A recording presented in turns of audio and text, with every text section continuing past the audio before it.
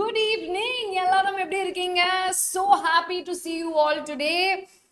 கண்டிப்பா வந்து I'm sure பயங்கரமான எனர்ஜில எல்லாரும் ஃபேண்டாஸ்டிக்கா வந்து இன்னைக்கு அடுத்த ஒரு 5 டாபிக்ஸ் என்ன இருக்க போகுது அப்படின்னு சொல்லிட்டு ரொம்ப எக்ஸைட்டடா இருப்பீங்க நம்புறேன்.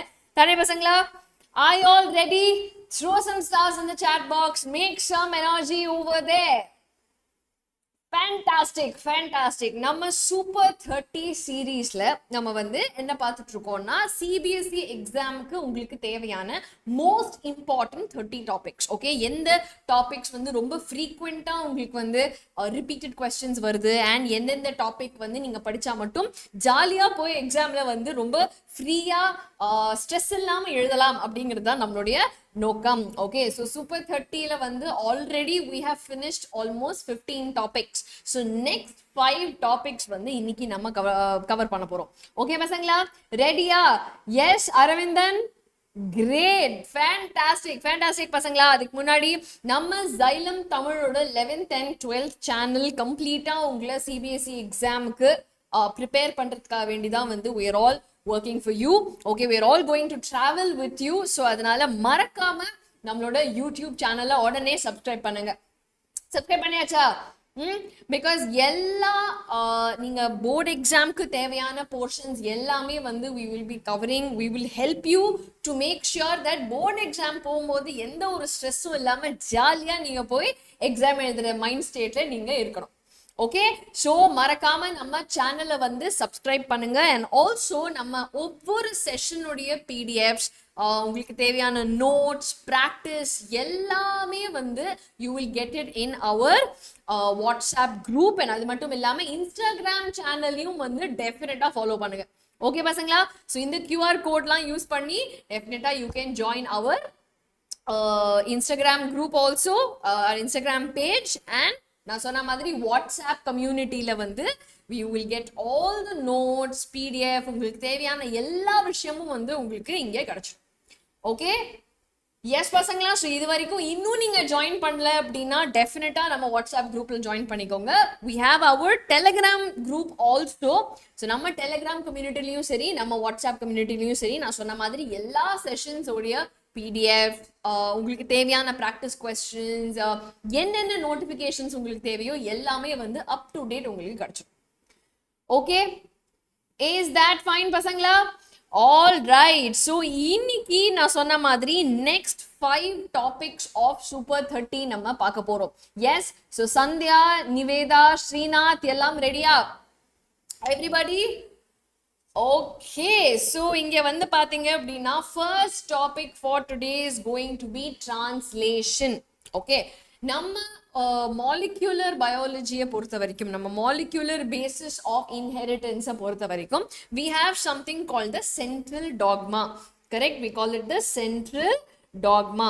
So central dogma அப்படிங்கிறது என்னன்னா, நம்ம டிஎன்ஏ ஃபர்ஸ்ட் ஆஃப் ஆல் அதோடைய செல்ஃபை மெயின்டைன் பண்ணிக்கிறதுக்காக வேண்டியும், ஒவ்வொரு தடவை செல் டிவிஷன் நடக்கும் போதும் எல்லா செல்லையும் இருக்கணுங்கிறதுக்காக வேண்டியும் இட் அண்டர்கோஸ் ரெப்ளிகேஷன்.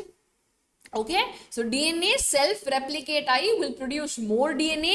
இந்த டிஎன்ஏலேருந்து மெசேஜ் வந்து gets converted to an mRNA. Okay, so நம்ம டிஎன்ஏல என்னென்ன கோடு இருக்கோ, என்னென்ன இன்ஃபர்மேஷன் இருக்கோ எல்லாமே will get காப்பீட் as an mRNA. So இந்த ப்ராசஸை தான் நம்ம டிரான்ஸ்கிரிப்ஷன் அப்படின்னு சொல்லுவோம். ஓகே, ஸோ டிரான்ஸ்கிரிப்ஷன் மூலியமா நம்ம டிஎன்ஏல இருக்கிற information mRNA will get transcribed and இது ஃபர்தரா ப்ரோட்டீன்ஸ் ஃபார்ம் பண்ணும். ஸோ நம்ம டிஎன்ஏ டைரக்டா எதுவுமே பண்ண முடியாது இல்லையா? ஸோ இந்த டிஎன்ஏ வந்து இன்ஃபர்மேஷனை mRNAக்கு கொடுத்து mRNA அதை ப்ரோட்டீன்ஸா சிந்தசைஸ் பண்ணும் பொழுது அந்த ப்ரோட்டீன்ஸ் தான் வெளியே ஒரு எக்ஸ்பிரஷனா நமக்கு கிடைக்குது. Okay, so it can be as simple as உங்களுடைய ஹேர் கலரா இருக்கலாம், நம்ம ஹைட்டா இருக்கலாம். இந்த மாதிரி எந்த ஒரு ஃபீச்சர் நீங்க எடுத்துக்கிட்டாலுமே, எந்த ஒரு விஷயம் எடுத்துக்கிட்டாலுமே நம்ம பாடியில ப்ரோட்டீன்ஸ் ரொம்ப அவசியம் இல்லையா? So it can be the pigment cells, it can be your general functionality நம்ம எதை எடுத்தாலுமே proteins ரொம்ப ரொம்ப important. So that is the form of expression. Okay, so இந்த proteins வந்து is going to be produced through translation. Clear? So central dogma அப்படிங்கிறது வந்து DNA replication மூலியமா will form more DNA. இந்த DNA will get transcripted as an mRNA. இந்த mRNA will get translated to a protein, and இந்த protein தான் நமக்கு various forms of expressionல வருது. Okay, so somebody says that this is something I inherited, or இந்த ஒரு feature எனக்கு வந்து இந்த மாதிரி இருக்கு அப்படின்னு சொன்னா, it is because அந்த மாதிரியான proteins பண்ண சொல்லி நம்ம DNA has given the command. Okay, so translation பொறுத்த வரைக்கும் board examல definitely some questions have come. Okay, so 24 paperலயும் translationல இருந்து question வரும் அப்படின்னு சொல்லி நம்ம எதிர்பார்க்கலாம். Is that clear பசங்களா? Is that clear everybody? So in fact நீங்க வந்து பாத்தீங்கன்னா replication and transcription விட டிரான்ஸ்லேஷன்ல இருந்து தான் வந்து உங்களுக்கு கொஸ்டின்ஸ் ஜாஸ்தியா வந்திருக்கு. ஸோ அதனால தான் நான் இன் டீடைல்டா வந்து ரெப்ளிகேஷனையும் டிரான்ஸ்கிரிப்ஷனையும் நான் கவர் பண்ணல. பட் அதுக்காக வேண்டி you should not neglect it. Okay, so எந்த ஒரு போர்ஷனையுமே நெக்லெக்ட் பண்ணாதீங்க. But at the same time இம்பார்ட்டன்டான எந்தெந்த போர்ஷன்ஸோ அதுக்கு எக்ஸ்ட்ரா நம்ம வந்து கொஞ்சம் எஃபோர்ட் கொடுக்கலாம்.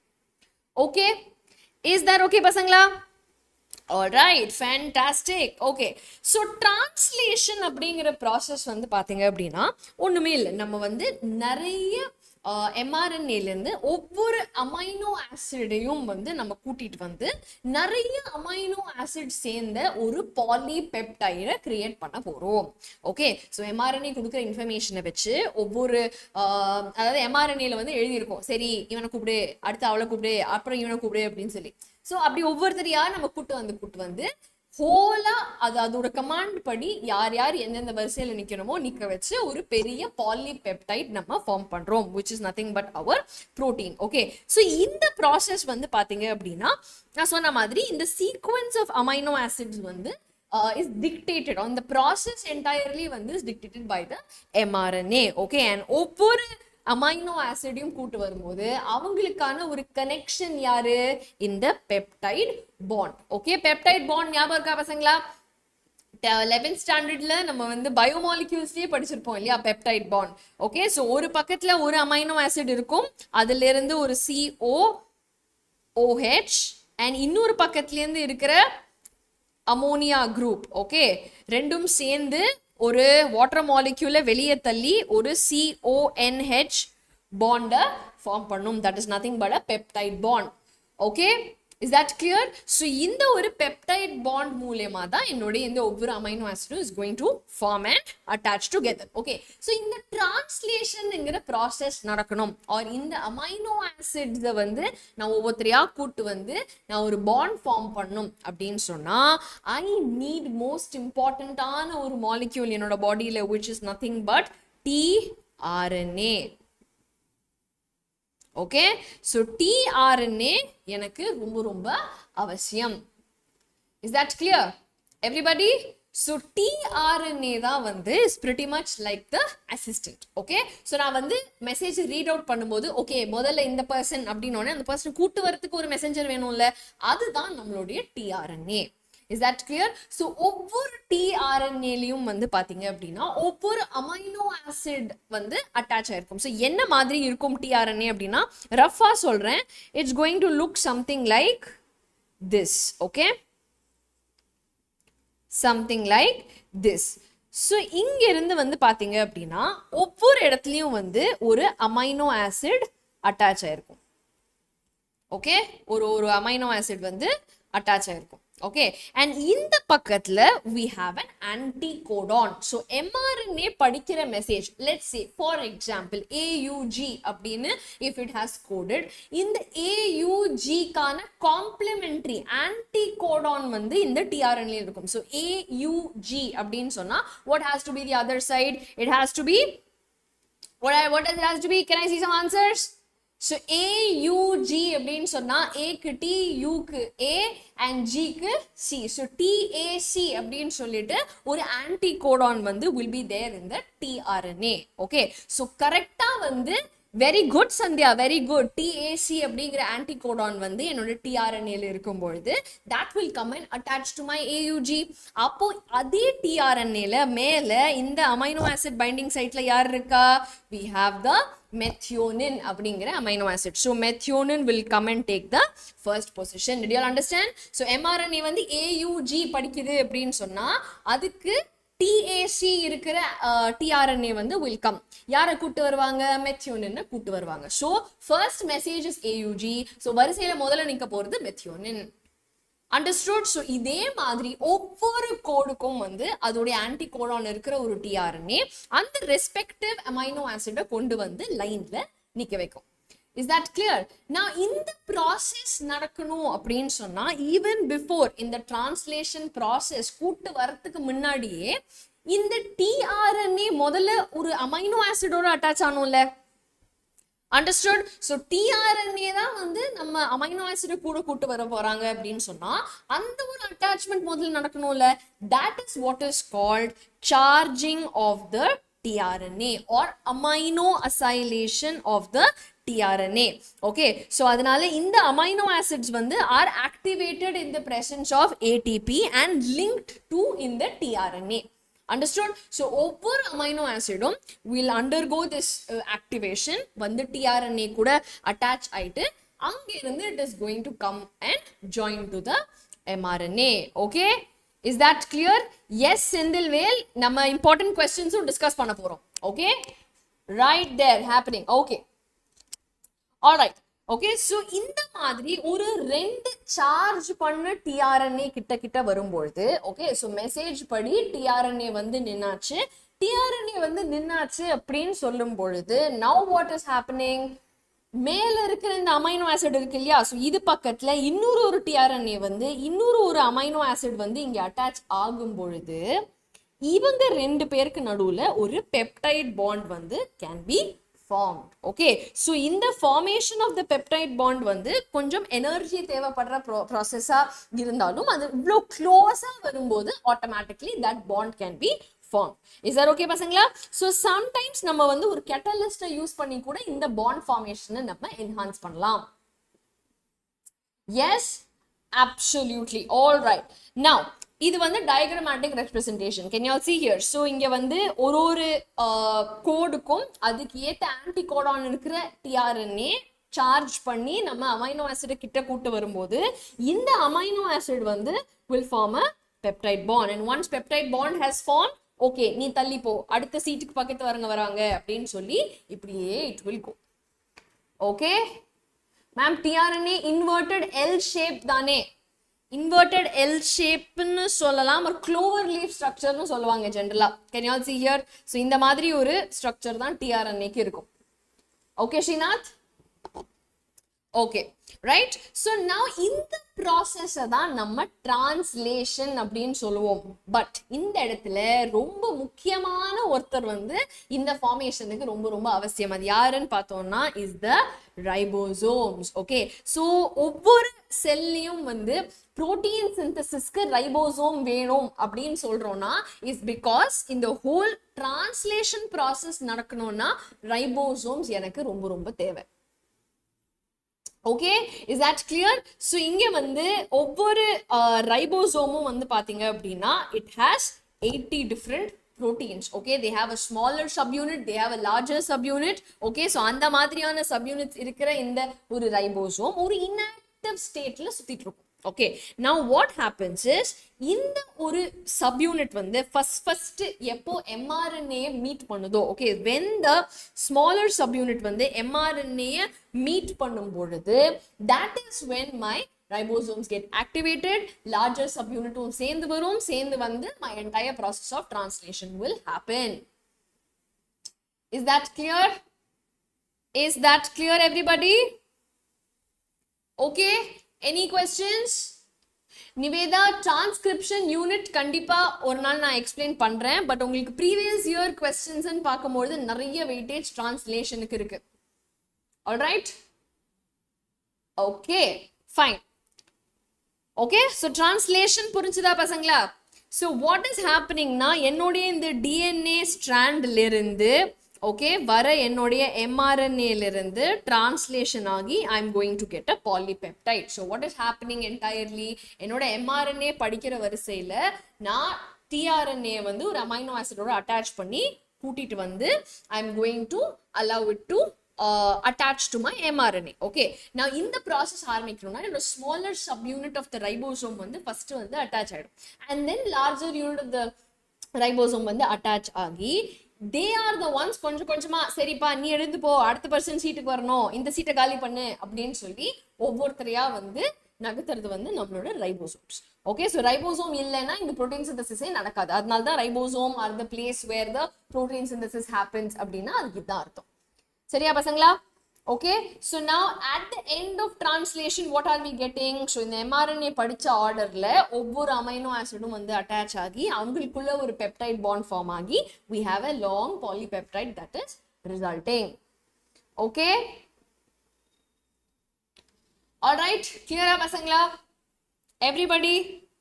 Okay, now இந்த ஒரு இனிஷியேஷன் ஆஃப் டிரான்ஸ்லேஷன் நடக்கணும் அப்படின்னு சொன்னா இந்த AUG அப்படிங்கிற கோடான் ரொம்ப ரொம்ப முக்கியம். ஓகே, ஸோ ஒரு இனிஷியேட்டர் tRNA அப்படிங்கிற ஒரு tRNA வந்து is going to come and make sure that இந்த டிரான்ஸ்லேஷன் ப்ராசஸ் ஆரம்பிக்கிறதுக்கான அந்த AUG ஸ்பாட்டை கரெக்டாக கண்டுபிடிச்சு அங்கிருந்து தான் மிச்சம் எல்லாருமே வந்து வில் ஸ்டார்ட் அட்டாக்கிங். ஓகே, நான் இந்த ரைபோசோம் வந்து after this initiated tRNA is attached, only then ribosome வந்து small subunit வந்து will come and attach. Okay, so first initiated tRNA வந்தோடனே process ஆரம்பிச்சிடுச்சா அப்படின்னு சொல்லி my smaller unit of the subunit of the ribosome will come and attach, அதுக்கப்புறமா larger unit will come and attach and then the process will start. Okay, so இந்த ஸ்டேஜ்ல வந்து amino acids linked to tRNA வந்து will sequentially bind to the mRNA forming the complementary base pair. நான் சொன்ன மாதிரி அதே ஆர்டர்ல ஆன்டிகோடான்ஸ் வந்து will come and bind. Okay, நான் இந்த ரைபோசோம் வந்து கோடானுக்கு கோடான் அப்படியே ஒன்னொன்னா வந்து it will keep moving and இந்த ப்ராசஸ்ல வந்து பாலிபெப்டைட் வந்து சீக்வென்ஸ் இஸ் ஃபார்ம்ட் and யார் இந்த டிக்டேட் பண்றா, இந்த ஹோல் டிக்டேட் பண்றது வந்து is nothing but the mRNA. Is that clear?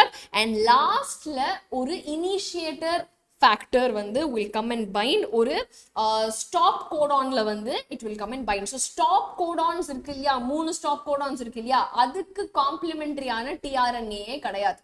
Okay, you do not have any tRNA that corresponds to your stop codons. Is that clear everybody? So stop codonக்கு எந்த விதமான tRNAயும் இல்லாத காரணத்துக்காக the last step la vandu who is there, some releasing factors, and in the factors vandu will now cause the translation to finish. Is that okay pasangla? Is that clear everybody? So as a result at the end namakku oru complete polypeptide kadaikum from the ribosome. Okay, is it clear everybody? Sandhya, Srinath, Priya, Megashri. Okay, Priya basically. Yeah. Ma'am, AUG RNA la irukuma illa DNA la irukuma? AUG RNA la dama irukum because uracil engiradhu is not found in the DNA, correct? Thymine dane is found in the DNA. RNA na you will have uracil dane. Correct? All right. Okay. Is that clear everybody? Okay, fantastic. Now questions வந்து பார்த்தோம்னா நம்ம CBSE 2023 பேப்பர்லயே டிரான்ஸ்லேஷன்ல இருந்து ஒரு கேள்வி வந்திருக்கு பசங்களா. Okay, so how and why is the charging of tRNA essential in the process of translation? முதல் கேள்வி. ஓகே, so எதுக்கு and எப்படி இந்த சார்ஜிங் ப்ராசஸ் நடக்குது அப்படின்னு சொல்லி கேட்டிருக்காங்க. Okay, second part of the question என்ன, state of function of the ribosome as a catalyst. Okay, பாக்டீரியால இந்த டிரான்ஸ்லேஷன் நடக்கும்போது ரைபோசோம் எப்படி ஒரு கேட்டலிஸ்டா இருக்கு அப்படிங்கறத கேட்டிருக்காங்க. Okay, but I mean third part வந்து explain the process of binding of the ribosomal unit to the mRNA during protein synthesis. Okay, yes Srinath, PYQ question na idu CBSE 2023 paper la vandu இந்த question கேட்டிருக்காங்க. Okay, so now first answering the question how and why in the charging of the TNA எப்படி நடக்கும் அப்படினு கேட்டா அதாவது என்ன இந்த ப்ராசஸ்னா first of all process of activating the amino acid. Okay, அதுதான் வந்து நம்மளோட சார்ஜிங் அப்படிங்கிற ப்ராசஸ். ஓகே, ஸோ இந்த இது வந்து இது ஆக்டிவேட் ஆகி நம்ம டிஆர்என்ஏயோட வந்து it will get attached. That is our charging process. So how does it happen? Charging na how does it happen அப்படினா it is because the amino acid will get activated and it will come and join. So அப்படிதான் வந்து charging of the tRNA is happening. Okay, எதுக்காக இது தேவை அப்படின்னு சொன்னா இந்த charging போது தான் இன்ஆக்டிவான அமைனோ ஆசிட்ஸ் வந்து ஆக்டிவேட் ஆகுது. ஓகே, ஸோ இந்த ஆக்டிவேஷன் நடந்தா தானே நான் ஒரு பாலிபெப்டைட் ஃபார்ம் பண்ணும்போது ஒரு கம்ப்ளீட்லி ஃபங்க்ஷனல் ப்ரோட்டீனா இருக்கும். ஸோ அதனால தான் வந்து I need this charging process of my டிஆர்என்ஏ. Is that clear? ஸோ அதான் உங்களோட ஃபர்ஸ்ட் கொஸ்டினுக்கான பதில். ஓகே, ரெண்டாவது கொஸ்டின் வந்து பாத்தீங்க அப்படின்னா ஐ மீன் அதோட sub part is also that இந்த ஒரு குரூஷியல் ஸ்டெப்ல தான் வந்து இந்த ஹை எனர்ஜி பாண்ட் ஃபார்ம் ஆகுது இல்லையா, அதை யூஸ் பண்ணி தான் இந்த பாலிபெப்டைட் செயின் வளர்றதுக்கும் ஹெல்ப் ஆகும். நான் சொன்ன மாதிரி ஒன்ஸ் இட் கெட்ஸ் ஆக்டிவேட்டட் இந்த ஒரு ஹை எனர்ஜி ஃபார்ம்ல அது வந்து இருக்கும்பொழுது தான் பாலிபெப்டைட் ஃபார்ம் ஆகி ஒரு ஃபங்க்ஷனல் பாலிபெப்டைட் ஃபார்ம் ஆகிறதுக்கு it gives us full support. Okay, so this is the first part of the question. Now next part என்ன கேட்டிருந்தாங்க, they had asked us ribosome as a catalyst எப்படி வேலை செய்யுது அப்படின்னு. Okay, so ribosome as a catalyst அப்படின்னு பார்த்தோம்னா ரைபோசோம்ல எக்கச்சக்கமான proteins இருக்கு. ஓகே, ஸோ ஒரு டிஃப்ரெண்ட் ஸ்ட்ரக்சரல் ஆர்என்ஏ ப்ரோட்டீன்ஸ் இருக்கு. அதுல ஒன்று வந்து 23S rRNA ரைபோசோமல் ஆர்என்ஏ அப்படின்னு சொல்லுவோம். ஓகே, ஸோ ஆர்என்ஏலயே நமக்கு 3 டைப் இருக்கு. Do you all remember? ஒன்று வந்து is the messenger RNA, next வந்து is the transfer RNA which is the tRNA, and we have the ribosomal rRNA. Okay, understood? So adula inda rRNA la 23S nu oru type irukku which is going to act as the catalyst. Okay, and enna பண்ணும் இந்த கேட்டலிஸ்ட்னா நம்மளோட இந்த பாண்ட்ஸை form பண்றதுக்கு help பண்ணும். Any catalyst ஒரு chemical ரியாக்ஷன்ல கூட நீங்க பாத்தீங்கன்னா கேட்டலிஸ்ட் என்ன பண்ணும்? பாண்ட் ஃபார்மேஷனை ஹெல்ப் பண்ணும். கரெக்டா? ஆர் பாண்ட் பிரேக்கிங் ஹெல்ப் பண்ணும். இந்த கேஸ்ல it is helping in forming the peptide bonds. Clear? Now ரைபோசோம்ல ஓகே, ஸோ எதனால second part of the question என்ன கேட்டிருந்தாங்க? ரைபோசோம் as a catalyst என்ன ஃபங்க்ஷன் பிளே பண்ணுது இல்லை எப்படி இருக்கு அப்படின்னு சொல்லி கேட்டிருந்தாங்க. Answer will be 23S rRNA அப்படிங்கிற ஒரு ஸ்ட்ரக்சரல் ஃபார்ம்ல இட் இஸ் ribozyme அப்படிங்கிற ஒரு என்சைம் மூலமா it is going to help in formation of the peptide bonds. Okay, that is the second part of the question. Now third part of the question என்ன கேட்டிருந்தாங்க? Explain the process in the ribosomal units எப்படி mRNA synthesisல it's going to participate அப்படிங்கறத கேட்டிருக்கும்போது now you have to explain the whole process. Okay, so firstly what is it? ரெண்டு சப் யூனிட்டா இந்த ribosome is going to exist. Okay, ஒரு large and ஒரு small சப் யூனிட்டா it is going to exist. Okay, inactive ஸ்டேட்ல தான் இது சுத்திட்டு இருக்கும். ஓகே, எப்போ என்னோட இந்த இனிஷியேட்டர் டிஆர்என்ஏ வந்து ஜாயின் பண்ணதோ அப்போதான் வந்து இந்த ஸ்மால் சப் யூனிட் என்னோட எம்ஆர்என்ஏ மீட் பண்ணும். கிளியரா?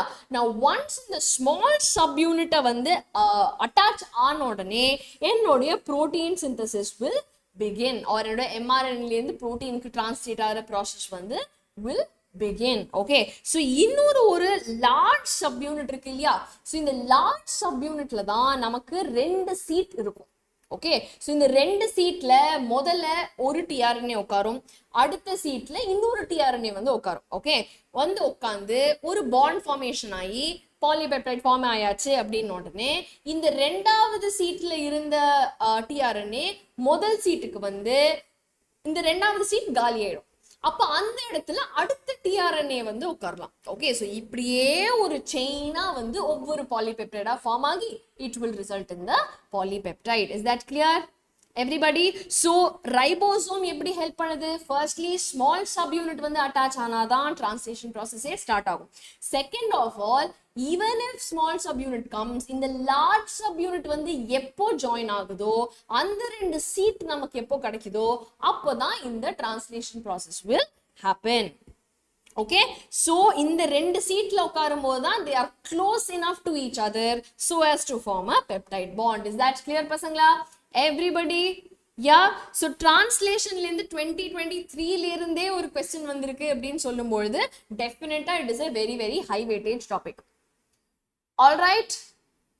Okay, fantastic. Now, moving on to the second topic, which is lac operon. Okay, first of all, operon அப்படினா என்னன்னா it is a group of genes.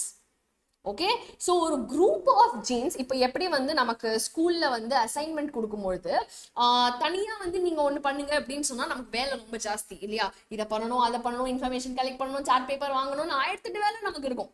So இந்த வேலை எல்லாத்தையும் வந்து பிரிச்சு பண்றதுக்காக வேண்டி ஒரு 4 பேர் ஆட் பண்ணி விட்டாங்க அப்படின்னா குரூப் ப்ராஜெக்ட்ங்கிற பேர்ல நம்ம வந்து நம்ம வேலையை டிவைட் பண்ணிக்கலாம். பட் நம்ம வந்து குரூப் ப்ராஜெக்ட்னு சொல்லி அரட்டை அடிச்சுட்டு நம்ம வந்து பண்ண வேண்டிய வேலையை பண்ண மாட்டோம். பட் அது நம்ம தப்பு.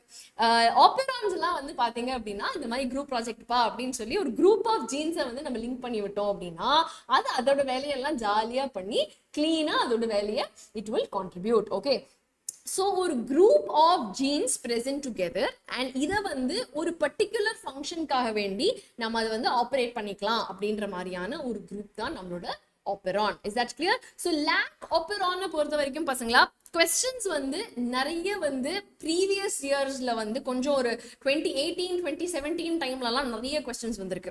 ஓகே, ஸோ அதனால இப்போ நம்ம நெக்ஸ்ட் வரப்போற பேப்பர்ல டெஃபினட்டா இது வரும்னு சொல்லிட்டு நம்ம எதிர்பார்க்கலாம். Because compared to mixture topics lac operon வந்து லாஸ்ட் ஒரு 10 இயர்ஸ்ன்னு பார்க்கும்போது எக்கச்சக்க ரிப்பீட்டேஷன்ஸ் இருக்கு. சரியா? ஸோ அதனால கவனமா நம்ம வந்து let's try to channelize our energy and learn the topics. Is that okay? Throw some stars pasangla, create some energy over there. Yeah, everybody? Right, so lac operon அப்படினு சொல்லும்போது operon na என்ன சொன்னேன்? Group of genes. Okay, lac அப்படினு சொல்லும்போது indicates lactose. Okay, so lactose ஓட breakdownக்கு தேவையான enzymes இருக்கு இல்லையா? So there are a group of enzymes that you need for lactose breakdown பண்றதுக்கு. Now அந்த enzymes கோட் பண்ண போற ஒரு group of genes, okay, தான் வந்து நம்ம lac operonல இருக்க போகுது. So இதுல இருக்கிற genes எல்லாம் ரெஸ்பெக்டிவா lactose பிரேக் பண்றதுக்கு என்னென்ன enzyme வேணுமோ அதை வந்து சிந்தசைஸ் பண்ண போகுது. ஓகே, இப்போ ஃபார் எக்ஸாம்பிள் நாளைக்கு உங்களுக்கு எக்ஸாம் இருக்கு, அதுல இந்த lac operon கேட்க போறாங்க அப்படின்னு சொன்னா நம்ம என்ன பண்ணுவோம்? அடிச்சு பிறண்டு எங்கடா lac operon கண்டுபிடிப்போம் அந்த டாபிக்னு சொல்லி தடன்னு கண்டுபிடிச்சு அதோட டீடைல்ஸ் எல்லாம் கலெக்ட் பண்ணி படிச்சு நம்ம சூப்பரா ப்ரிப்பேர் ஆயிரும். ஓகே, இதே நாளைக்கு நமக்கு டெஸ்ட் எல்லாம் இல்லை, டெஸ்ட் எங்கேயோ ரொம்ப தூரத்துல இருக்கு அப்படின்னு சொன்னா நம்ம புக் எடுத்து படிப்போமா? மாட்டோம். யாராச்சும் நம்மள வந்து படிப்பா என்னப்பா எப்படி சித்துற அப்படின்னு கேட்டாதான் நமக்கு வந்து ஓ புக் இருக்கோ அப்படின்ற ஞாபகமே நமக்கு வரும் இல்லையா? சோ அந்த மாதிரி தேவையில்லாத நேரங்கள்ல இந்த மாதிரியான அதாவது லாக்டோஸே இல்லாத நேரத்துல நான் இந்த மாதிரி என்சைம்ஸ் ப்ரொடியூஸ் பண்ணிட்டே இருந்தேன்னா எனக்கு எனர்ஜி லாஸ் இல்லை. நான் எதுக்கு தேவையில்லாம இந்த வேலையை பண்ணணும் அப்படின்றதுனால எப்போ லாக்டோஸ் வருதோ அப்போ மட்டும்தான் என்னோட இந்த என்சைம்ஸ் வந்து வரணும் அப்படிங்கிற மாதிரியான ஒரு ஆபரேஷனல் ஃபங்க்ஷன் தான் நம்ம lac operon பண்ணுது. இஸ் தட் கிளியர் பசங்களா? யா, எப்போ லாக்டோஸ் வருதோ அப்போ நான் வந்து என்சைம் செக்ரீட் பண்றேன், எப்போ லாக்டோஸ் வரலையோ நாங்கெல்லாம் என்சைம்லாம் செக்ரீட் பண்ண மாட்டோம் அப்படின்னு சொல்லி இந்த குரூப் ஆஃப் ஜீன்ஸ் வந்து ஒன்று சேர்ந்துட்டு நாமள கண்ட்ரோல் பண்ணுது. Okay, so what exactly is happening here அப்படின்னு பார்த்தோம்னா இந்த இன்டியூசர், அதாவது இன்டியூஸ் பண்றதுனா என்ன? ஸ்விட்ச் ஆன் பண்றது. ஓகே, சரிப்பா என்சைம் கொடு ஆர் சரிப்பா படி அப்படின்னு சொல்றதுக்கு நமக்கு ஒரு இன்டியூசர் வேணும். ஸோ இன் அவர் கேஸ் நமக்கு ஒரு எக்ஸாம் வேணும், ஒரு டெஸ்ட் வேணும், அப்பதான் நம்ம வந்து படிக்கிறத பத்தி யோசிப்போம் இல்லையா? அதே மாதிரி என்சைம்ஸை செக்ரீட் பண்ணணும் அப்படின்னா we need an inducer. யார் அந்த இன்டியூசர்னா லாக்டோஸ் தான். ஓகே, ஸோ லாக்டோஸ் இருக்கிறப்ப மட்டும்தானே நான் வந்து என்சைம் ப்ரொடியூஸ் பண்ணுவேன். இப்போ லாக்டோஸே இல்லை அப்படின்னு சொன்னா how do I control this operon அப்படிங்கிறத நம்ம பார்க்கணும். ஓகே, ஸோ இந்த lac operon ஓட ஸ்ட்ரக்சர் எப்படி இருக்குன்னா we have a promoter gene. Okay, so இந்த promoter gene அப்படின்னா இந்த என்டையர் டிரான்ஸ்கிரிப்ஷன் டிரான்ஸ்லேஷன் ப்ராசஸை ப்ரொமோட் பண்ணக்கூடிய ஒரு செக்மெண்ட் ஆஃப் ஜீன்ஸ். ஓகே, இது வந்து நம்மளோட என்சைம்ஸ் வந்து அட்டாச் ஆகி for the process of transcription நமக்கு இது தேவை. அதனால ஒரு ப்ரோமோட்டர் ஜீன் இருக்கு. ஓகே, ப்ரோமோட்டர் ஜீனுக்கு நடுவுல we have ஒரு inducer gene, I gene. Okay, so I ஜீனுக்கு வேலை என்ன அப்படின்னா, இப்போ நம்ம பிரெயின் எப்படி சொல்லும், படிக்கிற வேலையில நீ படிக்காதப்பா நாளைக்கு படிச்சுக்கலாம், நாளைக்கு படிக்காதப்பா நாளானிக்கு படிச்சுக்கலாம் அப்படின்னு சொல்லி நமக்கு எப்படி ஒரு ஒரு ஒரு ஒரு ஃபேக்டர் வந்து தோணிட்டே இருக்கோ, அதே மாதிரி இந்த ஐ ஜீன் வந்து will keep on sending ஒரு மாலிக்யூல். நான் இந்த மாலிக்யூல் எப்படி காத்துல இருந்தா வரும், வராது. அதுக்கு ஃபர்ஸ்ட் இந்த மாலிக்யூலுக்குன்னு ஒரு mRNA, இது வந்து நம்ம ஜெனட்டிக்ல ஐ மீன் நம்ம ஜெனட்டிக் ஸ்ட்ராண்ட்ல இருக்கிற ஒரு கோட் இல்லையா. ஸோ இந்த கோடை நான் ஒரு mRNA கன்வெர்ட் பண்ணி அந்த mRNA புரோட்டீனா கன்வெர்ட் பண்ணி இந்த ஐஜீன் எப்போ பார்த்தாலும் இன்னைக்கு என்சைம் வேண்டாம், இன்னைக்கு என்சைம் வேண்டாம் அப்படிங்கிறத மட்டும்தான் திருப்பி திருப்பி ரிப்பீட்ல சொல்லிட்டு இருக்கோம். So it keeps on producing this repressor molecule. Okay, நான் இந்த ரிப்ரெசர் மாலிக்யூல் என்ன பண்ணும், போய் ஆப்பரேட்டர் ஜீன்ல போய் அட்டாச் ஆயிக்கும். ஸோ ஆப்பரேட்டர் ஜீன் வந்து நம்ம ஸ்விட்ச் மாதிரி. ஓகே, ஸோ எப்படி வந்து இப்போ நமக்கு எக்ஸாம் வருது அப்படின்னு சொன்னாதான் நம்ம சிஸ்டம் ஆன் பண்ணி லைட் போட்டு படிக்க ஆரம்பிப்போம்ல, இல்லாட்டி நமக்கு எதுக்கு சும்மா இருட்டிலேயே வாழுவோம், அப்படியே ஏதாவது படம் பார்த்துட்டு தூங்கிடலாம் அப்படின்ற ஒரு மைண்ட் செட்ல நம்ம இருப்போமா.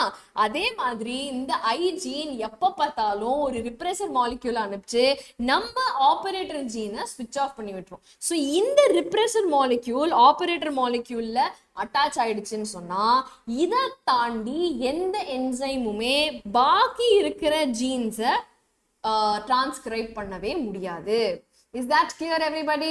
ஸோ இந்த டிரான்ஸ்கிரிப்ஷன் ப்ராசஸே நடக்கலைன்னா அப்போ என்சைமே கிடையாதா? அவ்வளவுதான், நம்ம நினைச்சது நடந்துச்சு.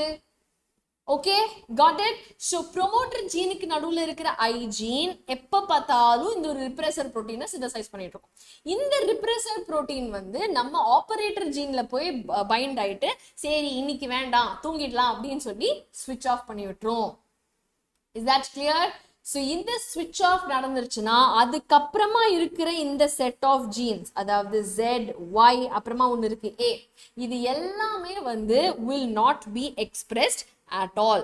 ஓகே, ஸோ இந்த RNA பாலிமரேஸ்ங்கிற என்சைம் முதல்ல வந்து அட்டாச்சே ஆக முடியாது. ஏன்னா இந்த ரிப்ரெசர் குறுக்கால நிற்கிறது. ஓகே, ஸோ குறுக்க நிற்கிற இந்த ரிப்ரெசரை தாண்டி என்னோட RNA பாலிமரேஸ் போகாததுனால there is no mRNA, no mRNA னா no enzyme or protein. Understood everybody? So now when we look at இப்போ இந்த லாக்டோஸ் இருந்துச்சு அப்படின்னா என்ன ஆகும் அப்படின்னு பார்த்தோம்னா இந்த லாக்டோஸ் வந்து will come and bind to the repressor. Okay, இப்போ நமக்கு வந்து டைம் டேபிள் கொடுத்தாச்சு அப்படின்னா நமக்கு என்ன படிக்க மூடு இருக்கோ மூடு இல்லையோ நாளை பின்ன அடி வாங்குவோங்கிற பயம் இருக்கும்ல, இல்ல நமக்கே வந்து ஐயோ நாளைக்கு எக்ஸாம்னா படிச்சே ஆகணும் அப்படிங்கிற ஒரு மோட்டிவேஷன் வரும்ல. ஸோ அந்த மாதிரி இந்த லாக்டோஸ் போய் இந்த ரிப்ரெசர் மாலிக்யூல்ல போய் பைண்ட் ஆயிடும். அப்போ இந்த ரிப்ரெசர் தானே நம்ம ஆப்பரேட்டர் ஜீன்ல போய் பைண்ட் ஆயிட்டு டிரான்ஸ்கிரிப்ஷன் நடக்க முடியாம தடுத்துட்டு இருந்தது. இப்ப அது வந்து பாத்தீங்கன்னா is not there. So what happens, இந்த ரிப்ரெசர் மாலிக்யூல்ல என்னோட இந்த லாக்டோஸ் போய் அட்டாச் ஆன உடனே it becomes inactive. Understood? So when that is inactive, என்னோடைய repressor molecule வந்து inactive ஆயிடுச்சுன்னா இப்போ O free ஆயிடுச்சு. இப்போ O free ஆயிடுச்சுன்னா என்னோட polymerase ஜாலியா போலாமே. ப்ராப்ளமே இந்த ரிப்ரெசர் நடுவில் இருந்ததுனால தானே பாலிமரேஸால போக முடியல. இப்போ ஆப்பரேட்டர் ஜீன் ஃப்ரீ ஆன உடனே என்னுடைய பாலிமரேஸ் ஜாலியா கிராஸ் ஆகும். அப்போ கிராஸ் ஆகும் பொழுது இந்த பாக்கி இருக்கிற ZYA அப்படிங்கிற 3 set of genes will get expressed. So Z வந்து பாத்தீங்கன்னா is coding for beta galactosidase அப்படிங்கிற ஒரு என்சைம். Y வந்து இஸ் கோடிங் ஃபார் பெர்மியேஸ் அப்படிங்கிற என்சைம். அண்ட் A வந்து கோட்ஸ் ஃபார் trans acetylase அப்படிங்கிற என்சைம்.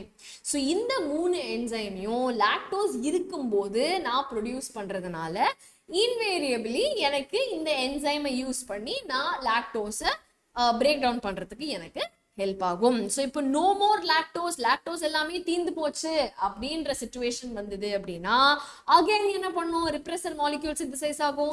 இந்த ரிப்ரெசர் மாலிக்யூல் லாக்டோஸ்ல அட்டாச் ஆகிறதுக்கு லாக்டோஸ் காணும், பிகாஸ் தீந்து போச்சு.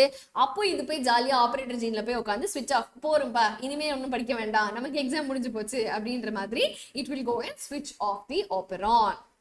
Is that clear? Niveda, Sandhya, Lindsay, everybody?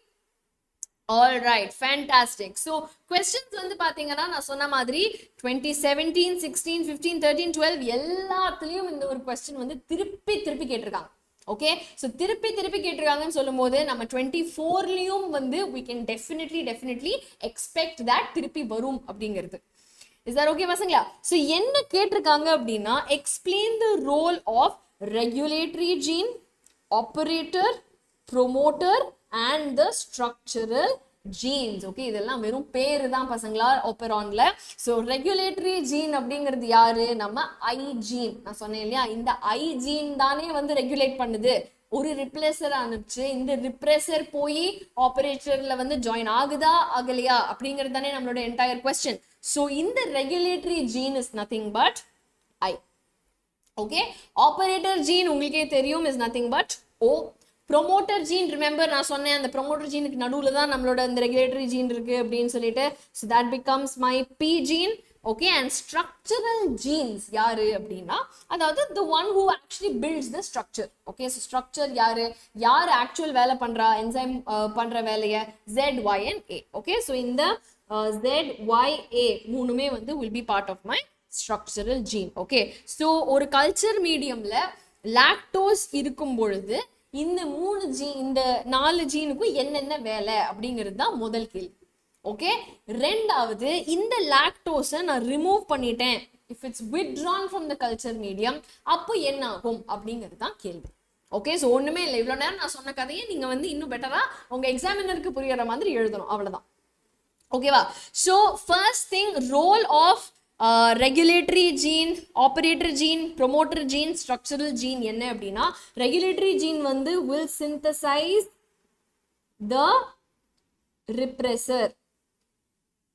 Okay, then operator gene தான் வந்து binds to repressor and அதனால will control transcription.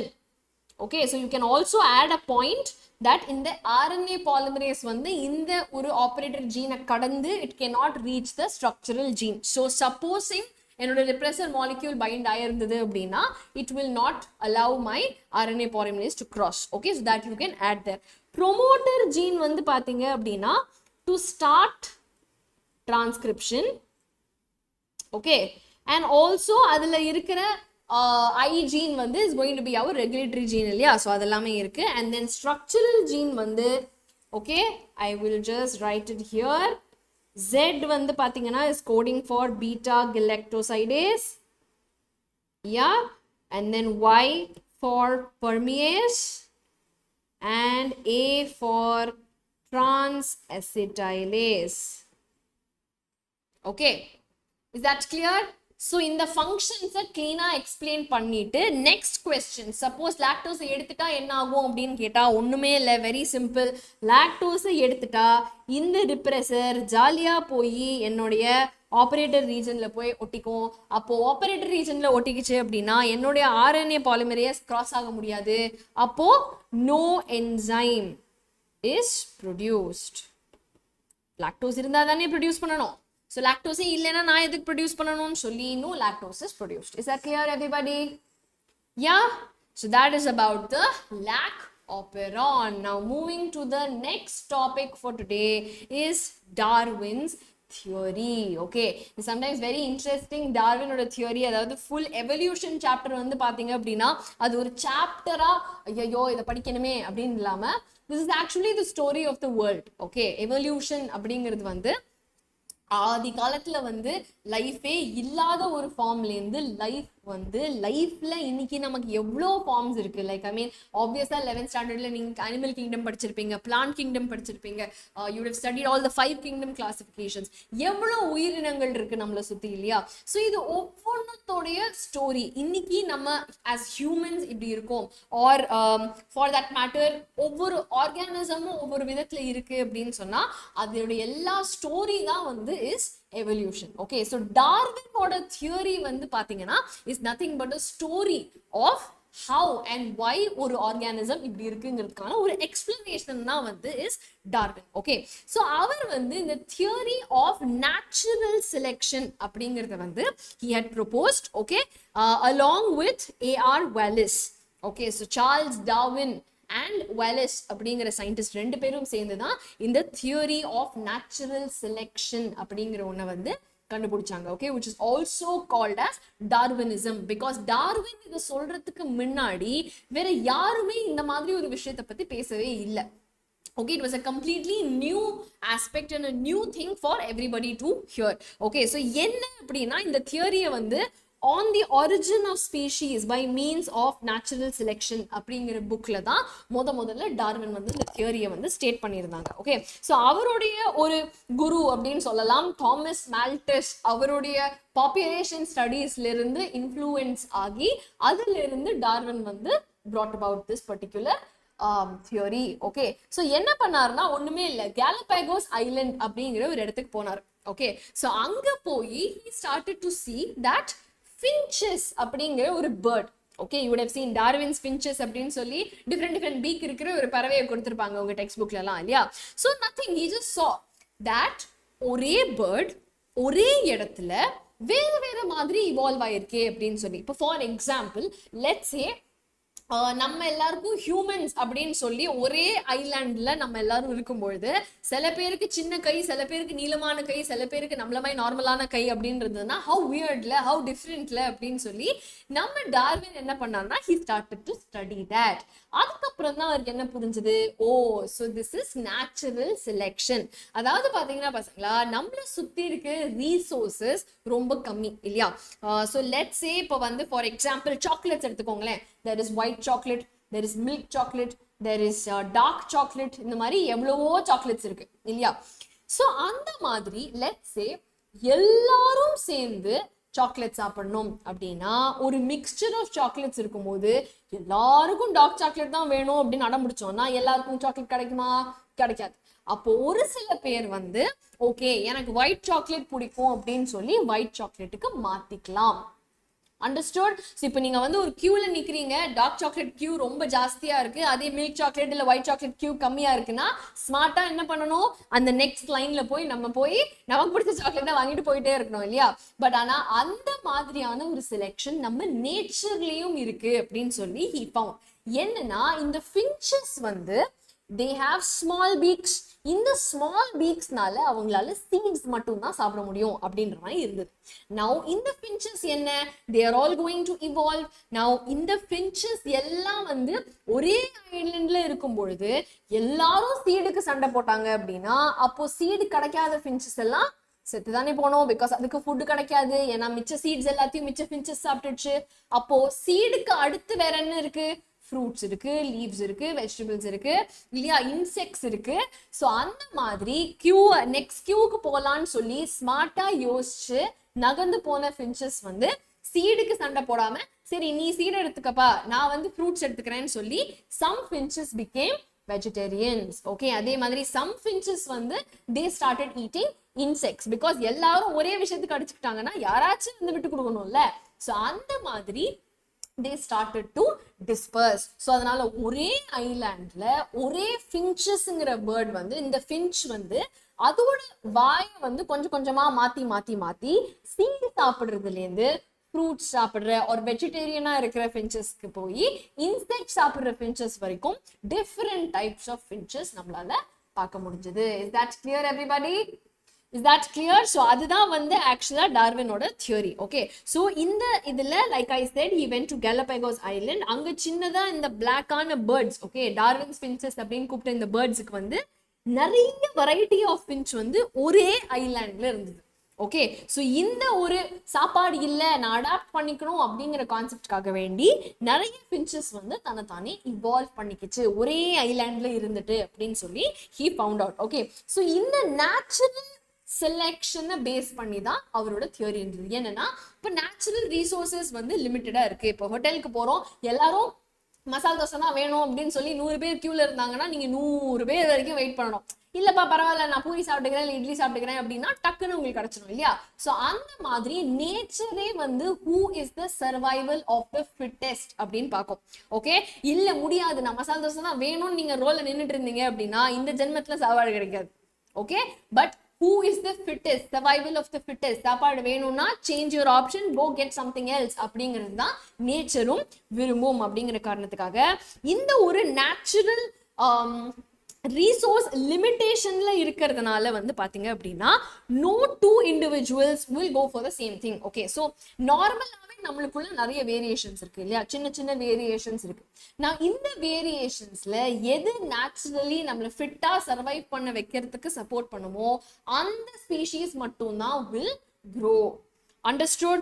So theoretically population size வந்து exponentially வளர்ந்துட்டே போகும் எல்லா ரிசோர்ஸும் எல்லாருக்குமே கிடைச்சா.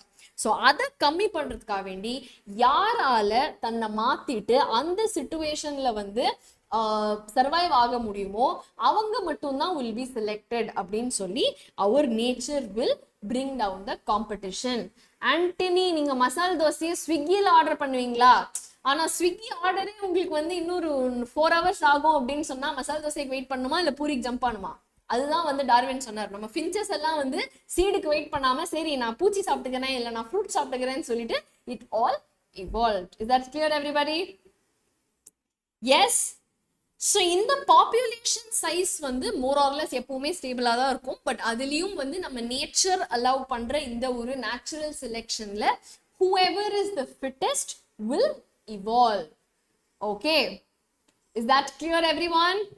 Right. So இந்த மாதிரி some species always grow at the cost of the others because நான் சொன்ன மாதிரி ஒரே சீட் ஈட்டிங் ஃபின்ச்சஸ் வந்து சரி இப்போ அப்படின்னு சொல்லி it has to evolve and move on to the next.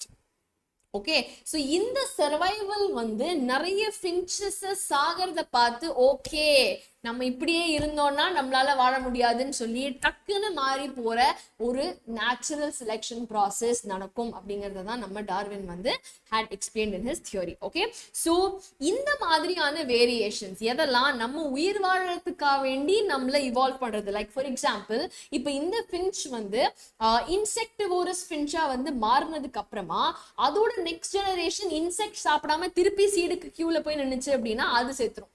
அப்போ இந்த மாதிரி உயிரை காப்பாற்றக்கூடிய வேரியேஷன்ஸ் ஆர் ஹெரிட்டபிள், அதாவது it can pass from one generation to the next. Okay, so இதனால யூட்டிலைசேஷன் ஆஃப் ரிசோர்ஸ் வந்து பெட்டரா இருக்கும். அண்ட் அதனால we are adapting to the habitat அப்படிங்கிறதுனால இந்த மாதிரியான species will reproduce and leave more progeny.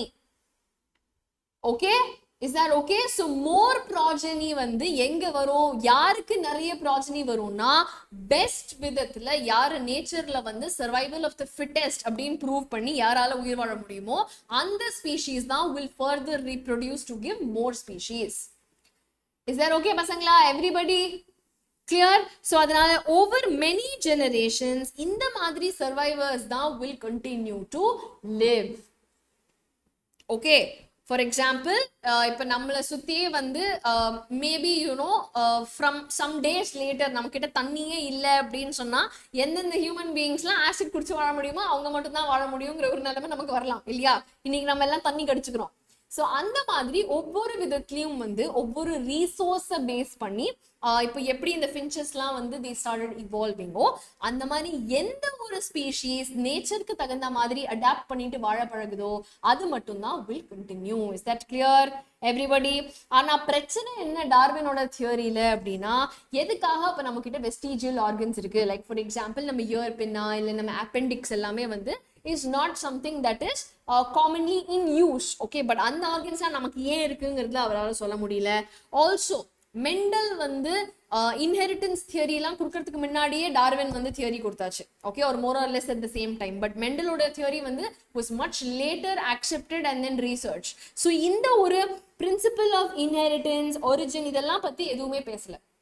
Okay, survival of the fittest மட்டும்தான் வந்து டார்வின் வந்து was thinking. Okay, and also இந்த மாதிரி ஒரு பாப்புலேஷன்ல ஏன் ஒரு சில ஆர்கானிசம்ஸ் மட்டும்தான் இந்த யூஸ்ஃபுல்லான வேரியேஷன், பிகாஸ் இது ஒரு நல்ல வேரியேஷன் தானே, நம்ம உயிரை காப்பாற்றுற ஒரு வேரியேஷன் தானே, அப்போ இந்த வேரியேஷன் ஏன் ஒரு சில ஆர்கானிசம்ஸ்க்கு மட்டும் வருது அப்படிங்கிறத டார்வினால எக்ஸ்பிளைன் பண்ண முடியல. இஸ் தட் ஓகே பசங்களா? ஸோ இந்த ஒரு வேரியேஷன் வந்து பிசிக்கல் வேரியேஷனா, சொமேட்டிக் வேரியேஷனா, இல்ல அடுத்த ஜெனரேஷனுக்கு போகக்கூடிய ஒரு ஜெர்மினல் வேரியேஷனா அப்படிங்கிறதையும் அவரால் எக்ஸ்பிளைன் பண்ண முடியல. Is that okay?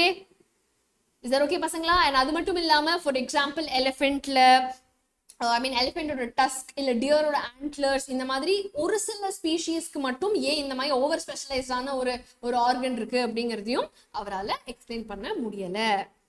Okay, so இந்த ஹெரிடிட்டி அப்படிங்கிற கான்செப்ட் வந்து டார்வின் இருக்கிற டைம்ல அவருக்கு தெரியாததுனால தான் அவரால் இந்த மாதிரி நிறைய விஷயங்களை எக்ஸ்பிளைன் பண்ண முடியல.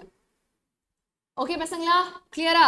ஸோ adaptive radiation அப்படிங்கிறது is pretty much the same thing. Okay, so original seed eating featureல இருந்து அதே இடத்துல அதே ஆர்கானிசம் தன்னைத்தானே காப்பாத்திக்கிறதுக்காக வேண்டி சில பேர் இன்செக்டிவோரஸ் ஆகவும் சில பேர் வெஜிடேரியன் ஃபின்ச்சஸ் ஆகவும் மாறிட்டாங்க. ஸோ இந்த மாதிரியான ஒரு ரேடியேஷன் தன்னைத்தானே அடாப்ட் பண்ணிக்கிற, அந்த சிச்சுவேஷனுக்கு அடாப்ட் பண்ணிக்கிற வேரியேஷன் தான் is adaptive radiation. Is that clear everybody? Yeah, so different species in a given geographical area, அதாவது ஒரே பாயிண்ட்ல ஆரம்பிச்சு வேற வேற இடத்துக்கு பிரிஞ்சு போற இந்த ஒரு அடாப்டேஷன் தான் வந்து is adaptive radiation. Okay, is that clear? For example, இப்போ நம்ம வந்து லெட்ஸ் சே ஒரு காட்டுக்குள்ள வந்து இந்த ஒரு ரீஜன்ல நான் இருக்கேன், இன்னொரு ரீஜன்ல நீ இருந்துக்கோ அப்படின்னு சொல்லி வாழ்ந்தா பிரச்சனையே கிடையாது. ஆனா இதே ரீஜன் தான் ரெண்டு பேருக்கும் வேணும் அப்படின்னு சொன்னா சண்டை வரும் இல்லையா? ஸோ இந்த சண்டையை வந்து தீக்கணும் அப்படின்னா you move to a different area in the forest. Okay, அப்போ நீ வர ஏரியாவுக்கு நான் வர மாட்டேன், நான் வர ஏரியாவுக்கு நீ வராத அப்படின்னு சொல்லி ஏரியா பிரிச்சுட்டு எல்லாரும் நிம்மதியா இருக்கலாம். அதுதான் இங்க concept. Okay, is that okay? All right, fantastic. Now, Darwin's finches வந்து is one of the best example for this adaptive radiation, because நான் சொன்ன மாதிரி ஒரே ஐலாண்ட் ஒரே இடத்துல இருந்து they all adapted to different means of eating. Okay, clear? So இந்த மாதிரி தான் பீக்ஸ் வந்து பாத்தீங்கன்னா சின்ன பீக்ல இருந்து பெருசு பெரிய பீக் வரைக்கும் வந்து they all had variations. Okay, all right. Okay, so now marsupial evolution அப்படிங்கிறது வந்து பாத்தீங்க அப்படின்னா ஆஸ்திரேலியா வந்து பாத்தீங்கன்னா is obviously a separate continent இல்லையா? ஸோ அதை சுத்தி பை லேண்ட் எந்த ஒரு ஆர்கானிசமுமே இன்னொரு கான்டினென்ட்டுக்கு போக முடியாது. அப்படின்றப்போ அந்த ஐலாண்ட்ல இருக்கிற ஆர்கானிசம்ஸ் வந்து தன்னைத்தானே it change to a different manor. Like for example, ஒரு மோல் வந்து நார்மல் பிளசென்டல் மோல் பார்க்கறதுக்கும் இல்ல ஒரு மார்சுபியல் மோல் பார்க்கறதுக்கும் கம்ப்ளீட்டா வித்தியாசமா இருக்கும். Okay, maybe it has similar features, but அதோடைய adaptive resources வச்சு, அதோடைய ஆஸ்திரேலியன் resources, அதோடைய land எப்படி இருந்தது, ஃபுட் எப்படி கிடைச்சதுங்கிறத வச்சு இந்த மாதிரி எல்லா மார்சுபியல்ஸும் வந்து had a different radiation compared to that what a normal placental mammalக்கு எப்படி இருக்குமோ அதை விட it was very very different. So இதுவும் ஒரு example of adaptive radiation தான். Is it clear? Yes Srinath, சொத்து ப்ராப்ளம் மாதிரி தான். ஸோ அதனால இந்த ஏரியாவை நீ வச்சுக்க, இந்த ஏரியாவை நான் வச்சுக்கிறேன், ரெண்டு பேரும் ஒரே ஏரியாவுக்கு சண்டை போட்டோம்னா கஷ்டம். ஸோ அப்போ ரெண்டு பேருமே வாழ முடியாது. ஸோ யார் வந்து ஸ்மார்ட்டா வேற ஆப்ஷன் பார்த்து குயிக்கா adapt பண்ணிக்கிறாங்களோ only that person will survive.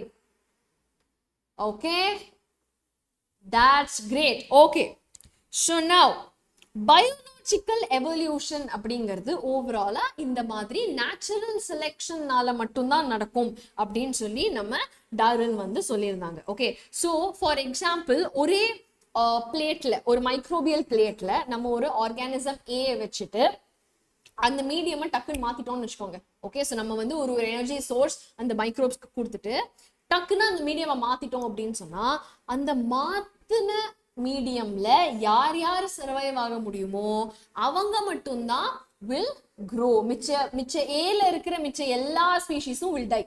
யாரெல்லாம் ஃபிட்டா சர்வைவல் ஆஃப் த ஃபிட்டஸ்ட் யாரெல்லாம் ஸ்மார்ட்டா யோசிச்சு அந்த புது மீடியமை ஆக்செப்ட் பண்ணிட்டு வளர்றாங்களோ அவங்க மட்டும்தான் will be able to grow. So இப்போ காலனி ஏ வந்து ஒரு கிவன் மீடியம்ல ஒரு கிவன் கம்போனண்ட்டை யூட்டிலைஸ் பண்ணி ஃபீட் பண்ணிட்டு இருக்கும் பொழுது சேஞ்ச் இன் மீடியம் பண்ணோம் அப்படின்னா ஒரு பார்ட் ஆஃப் த பாப்புலேஷன் மட்டும்தான் வில் ஸ்டார்ட் க்ரோயிங். ஸோ அதுதான் வந்து ஃபிட்டஸ்டான ஒரு பீயிங்கிறதுனால மிச்சவங்கெல்லாம் வில் டை இவென்ச்சுவலி.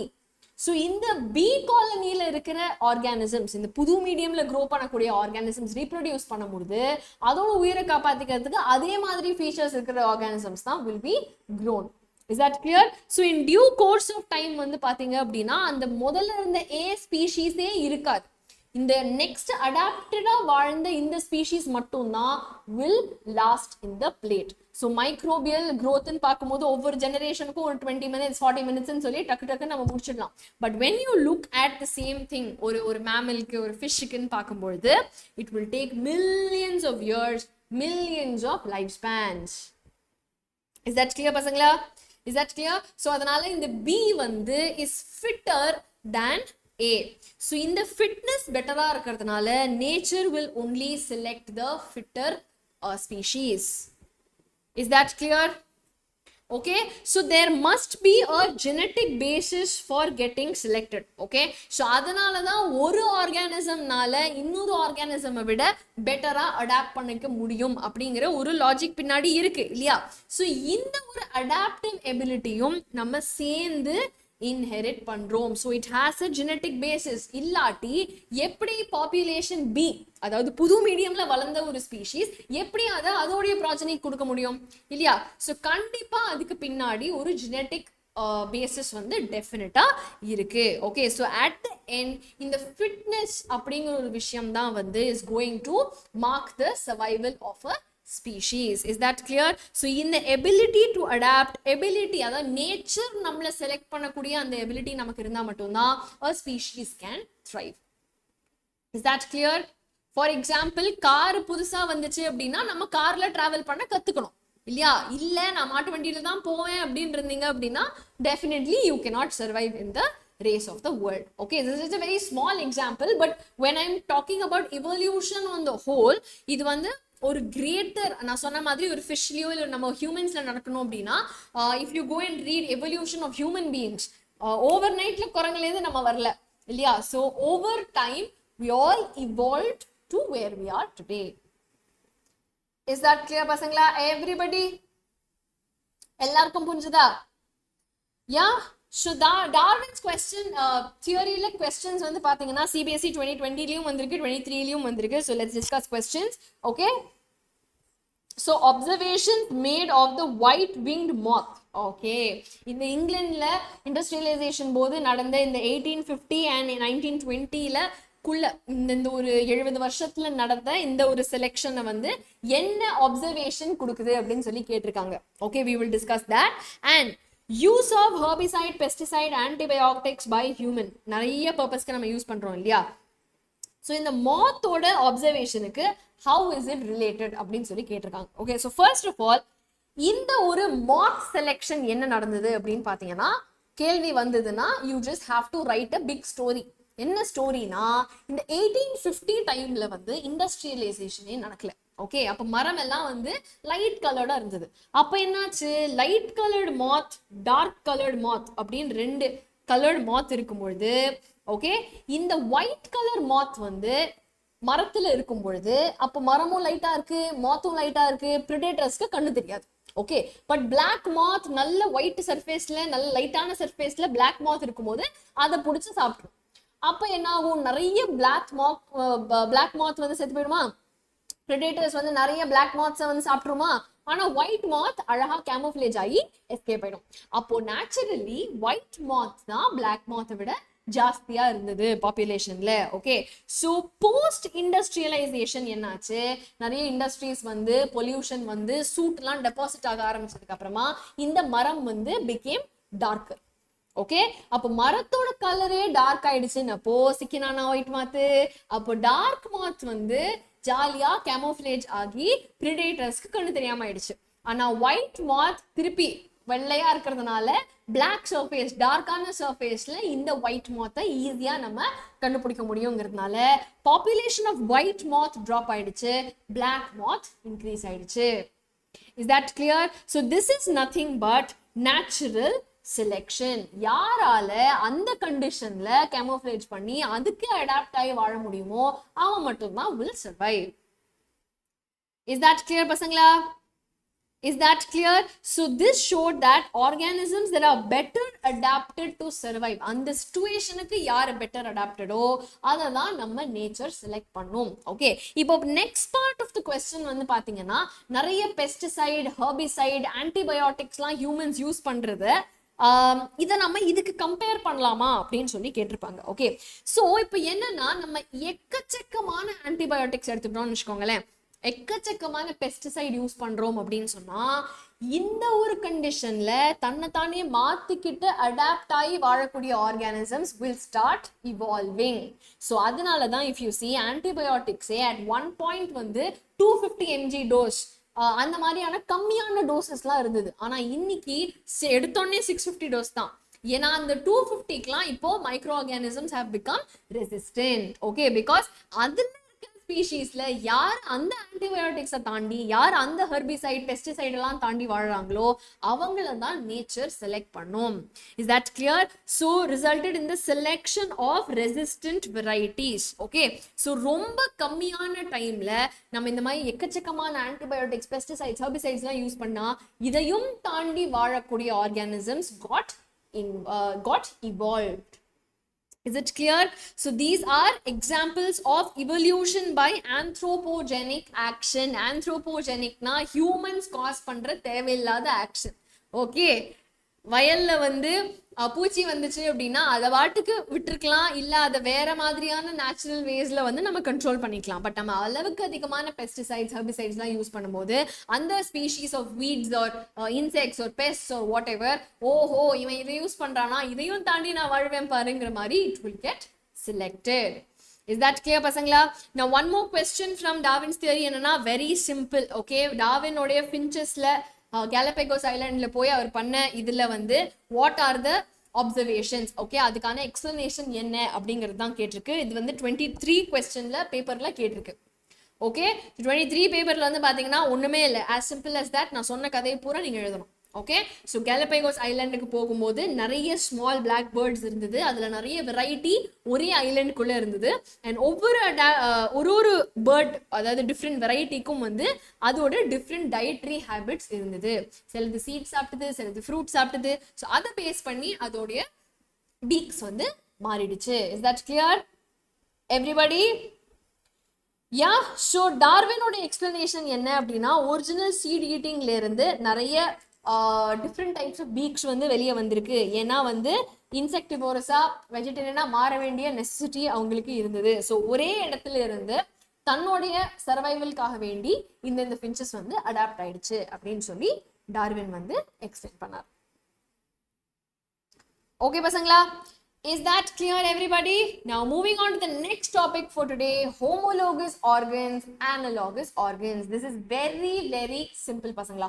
ஒரே எக்ஸாம்பிள் தான் நான் உங்களுக்கு கொடுக்க போறேன். ஓகே, now for example நம்ம வீட்ல ஓகே ஒரே வீட்ல இருக்கிற, சரி இது பார்க்க ஜெயில் மாதிரி இருக்கும், நம்ம வீடு மாதிரி நீட்டா வரையலாம். ஓகே, ஸோ ஒரே வீட்ல வந்து பாத்தீங்க அப்படின்னா ஒருத்தர் டாக்டரா இருக்கலாம், ஓகே, அப்பா வந்து பிஸ்னஸ் மேனாக இருக்கலாம், இல்லை அம்மா வந்து ஆண்டர்பிரினராக இருக்கலாம். Okay, someone can be a teacher. Okay, someone can be I don't know a student உங்களை மாதிரி. ஓகே, ஸோ நம்ம வீட்டில் பார்த்தோம்னா ஒவ்வொருத்தரும் ஒவ்வொரு வேலைக்கு வெளியே போகிறாங்க. ஸோ ஒரே வீட்டிலேருந்து வரோம், ஒரே ஃபேமிலிலேருந்து வரோங்கிறதுக்காக எல்லாரும் டாக்டராக இருக்கணும், எல்லாரும் லாயராக இருக்கணும்னு நியாயம் இருக்கா என்ன? அப்படிலாம் கிடையாது இல்லையா? ஸோ ஒவ்வொருத்தர் ஒவ்வொரு வீட்டில் வந்து தே கேன் பி டிஃப்ரெண்ட். கரெக்டா? ஸோ அதே மாதிரி ஒரே இடத்துல ஒரிஜினேட் ஆகி தன்னுடைய ஃபங்க்ஷன்ஸ்க்காக வேண்டி பிரிஞ்சு போன ஸ்பீஷீஸ் ஆர் பிரிஞ்சு போன ஃபங்க்ஷனாலிட்டிக்காக வேண்டி வேற வேற இடத்துல இருக்கிறது தான் நம்ம ஹோமோலோகஸ் அப்படின்னு சொல்லுவோம். Is that clear? ஹோமோலோகஸ்னா ஒரே மாதிரி ஒரே இடத்துல தான் ஒரிஜினேட் ஆனாங்க, ஆனா ஃபங்க்ஷன்ஸ்க்காக வேண்டி டிஃப்ரெண்ட் இடத்துக்கு போயிட்டாங்க அப்படிங்கிறது தான் ஹோமோலாகஸ். கிளியர்? அனலாகஸ் அப்படின்னு சொன்னா வேற வேற இடத்துல இருந்து. ஓகே, ஸோ சில பேர் வந்து இப்போ ஃபார் எக்ஸாம்பிள் சென்னையில இருந்து, ஓகே, கோயம்புத்தூர்ல இருந்து, நிறைய இடங்கள் இருக்கு இல்லையா, திருச்சியில இருந்து, இந்த மாதிரி வேற வேற இடங்கள்ல இருந்து ஒரே இடத்துக்கு ஃபார் எக்ஸாம்பிள் ஸ்கூல் இல்ல காலேஜ்க்காக வேண்டி நம்ம சேர்ந்து வரோம் இல்லையா. அப்ப எல்லாரும் வந்து ஒரே மாதிரியான யூனிஃபார்ம் போட்டு ஒரே மாதிரியா நம்ம வந்து சர்வை வரோம் இல்லையா ஒரே இடத்துல. ஸோ அந்த மாதிரி வேற வேற இடத்துல ஒரிஜினேட் ஆகி தன்னுடைய ஃபங்க்ஷனுக்காக வேண்டி ஒரே மாதிரியா வந்ததை தான் நம்ம அனலாகஸ் ஆர்கன்ஸ் சொல்லுவோம். Is that clear? Is that clear? So வேற மாதிரியான ஒரிஜின்ஸ் ஆனா ஒரே மாதிரியான ஃபங்க்ஷன், ஸ்கூல்ல காலேஜ்க்கா மாதிரி ஒரே மாதிரியான ஃபங்க்ஷன் இருக்கிற ஆர்கன்ஸ் தான் நம்மளோட analogous organs.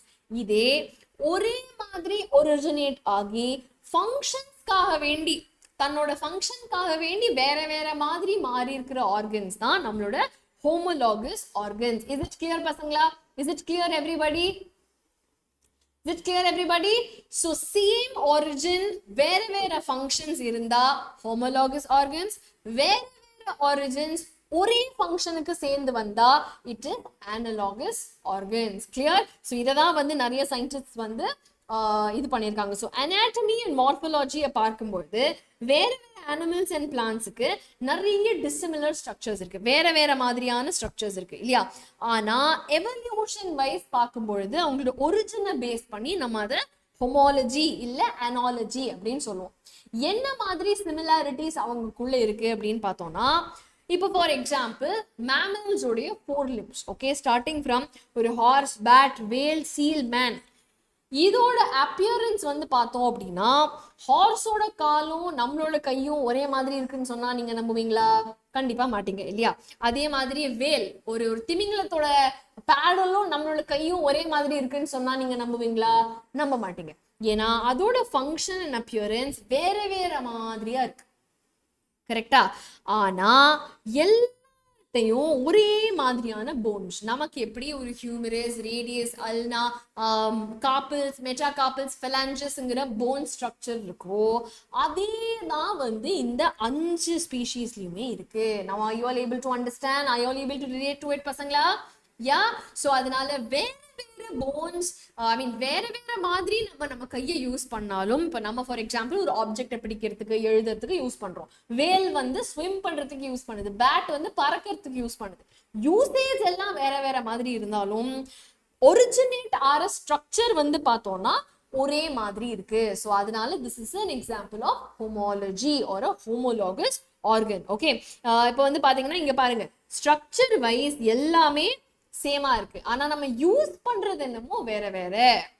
Understood? So that is a homology or homologous organ. இதே leg of invertebrates பார்த்தோம் அப்படின்னா ஒரு காக்ரோச் வந்து காலை வச்சு நடக்குது, இதே ஹனிபி வந்து காலை வச்சு pollen grain கலெக்ட் பண்ணுது.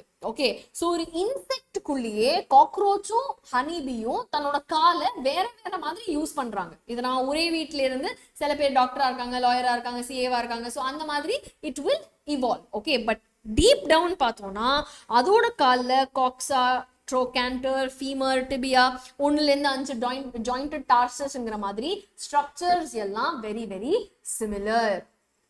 Is it clear everyone? Clear? So இதுதான் வந்து ஹோமாலஜி அப்படின்னு சொல்லுவோம். ஸோ பிளான்ட்ல வந்து பார்த்தோம் அப்படின்னா ஒரே மாதிரியான ஒரு ஆக்சியல் ஸ்ட்ரக்சர். ஓகே, சில இதுல தானா இருக்கு, ப்ரொடெக்ஷனுக்காக வேண்டி தானா மாறி இருக்கு. லைக் ஃபார் எக்ஸாம்பிள் போகன் வில்லியால, இதே குக்குர்பிட்டால வந்து அது ஒரு டென்ட்ரிலா மாறி இருக்கு.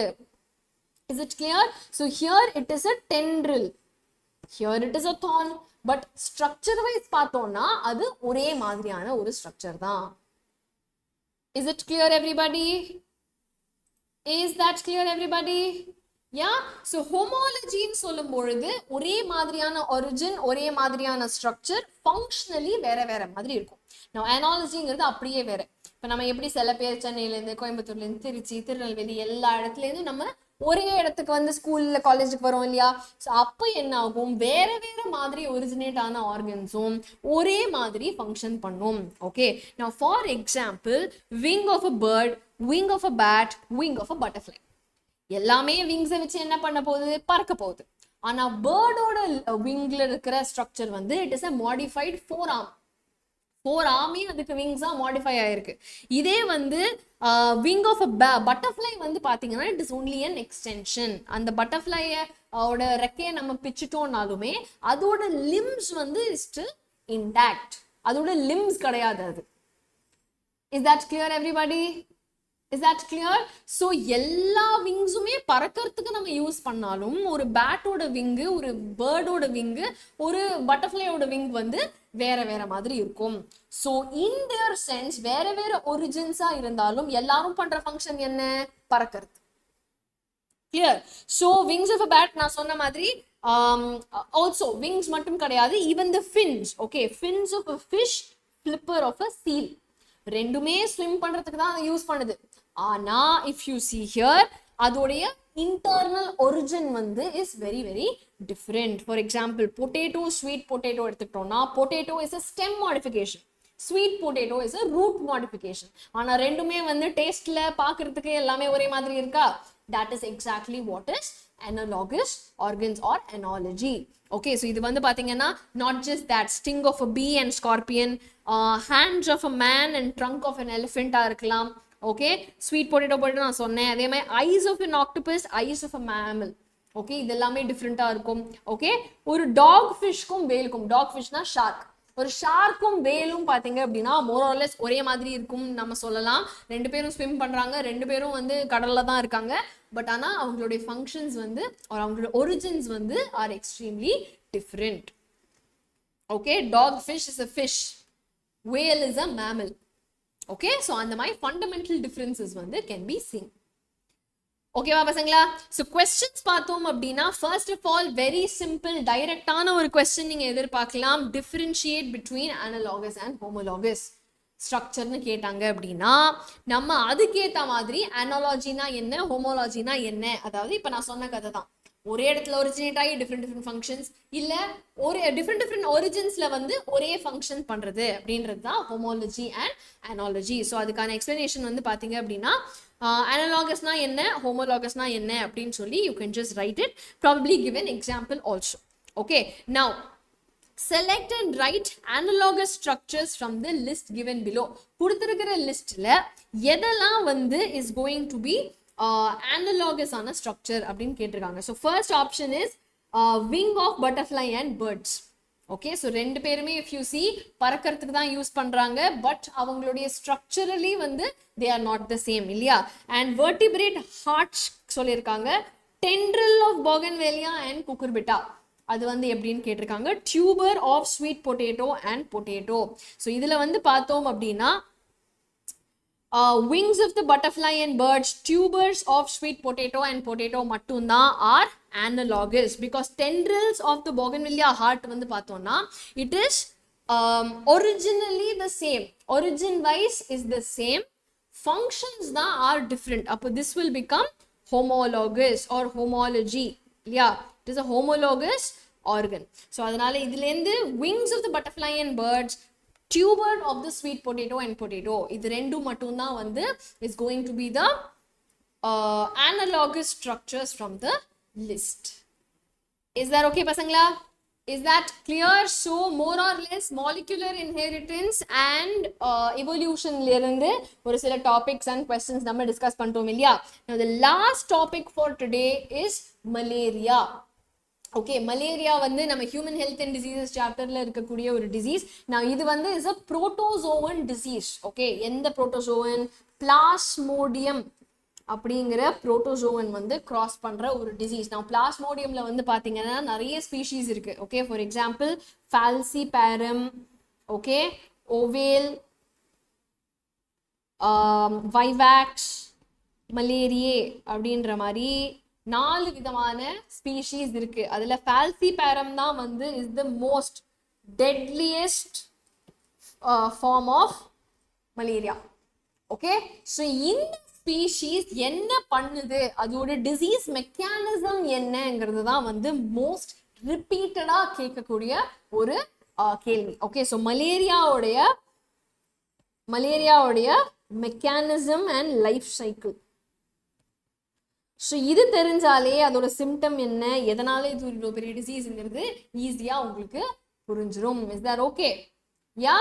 ஸோ ஹவு மலேரியா இஸ் மலேரியாங்கிற டிசீஸ்ல உங்களுக்கு என்ன ஆகுது, அண்ட் இந்த பிளாஸ்மோடியம்ங்கிற புரோட்டோசோவன் வந்து ஹவு இஸ் இட் ஃபங்க்ஷனிங் அப்படின்னு பார்த்தோம்னா, ஃபர்ஸ்ட் திங் நம்மள வந்து ஒரு கொசு கடிக்கும் போது பிளாஸ்மோடியம் வந்து ஸ்போரோசாய்ட் அப்படிங்கிற ஒரு இன்ஃபெக்ஷியஸான ஃபார்ம்ல நம்ம பாடிக்குள்ள என்டர் ஆயிடும். ஓகே, அதுவும் என்ன மாதிரி கொசு கடிச்சா, அனாஃபிலிஸ்ங்கிற மஸ்கிட்டோ கடிச்சா, அனாஃபிலிஸ் மஸ்கிட்டோல இருந்து இந்த பிளாஸ்மோடியம் உடைய ஸ்போரோசாய்ட் அப்படிங்கிற ஃபார்ம் ஆஃப் அப்படிங்கிற இன்ஃபெக்ஷியஸ் ஃபார்ம் வந்து is going to be entering the body.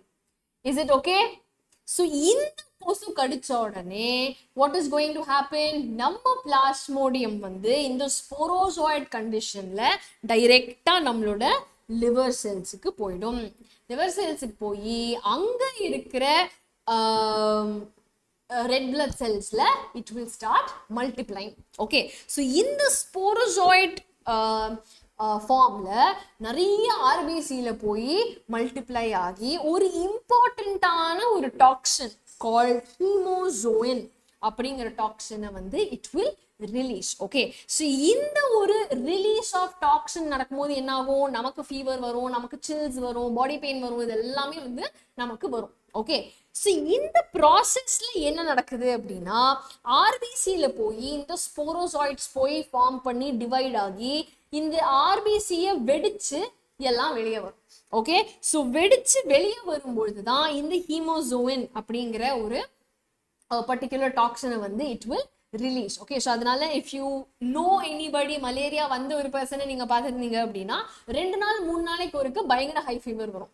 Okay, that's because அது போய் ரெட் பிளட் செல்ஸ்குள்ள போய் நிறைய போய் டிவைட் ஆகி when it breaks open the RBC திறந்து வெளியே வந்து இந்த ஒரு டாக்ஸினை ரிலீஸ் பண்ணும் பொழுது it will automatically cause chills, fevers and all that in our body. Okay, so every 3 to 4 days roughly இந்த ஒரு process நடக்கும். Okay, so what happened, sporozoid கொசு மூலியமா has come into our body and body குள்ள வந்து it is going to replicate ஆகி நம்ம reverse cellsல replicate ஆகி RBC ல replicate ஆகி நிறைய RBC it will start blasting.